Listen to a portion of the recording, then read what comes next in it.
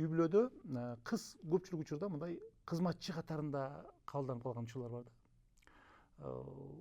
Үйдө баардыгы чай ичсе кыз тазалаш керек. Үйдө мисалы үчүн жанагындай үйдө жыйнаштырууда да кыз кылыш керек. Көпчүлүк учурда мындай эркектин ролун, эркекти деле мындай жогору чыгарып алабыз да. Же болбосо кыздарга көбүрөөк тыюулар салабыз. Кыздарга көбүрөөк кандай бир деңгээлде талаптарды коебуз да.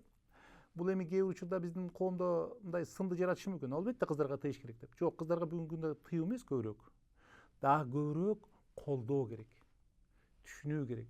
Ошондуктан кыз бала болобу, эркек болобу, албетте ал биринин ролу бар үйдө, өзүнүн жолу бар.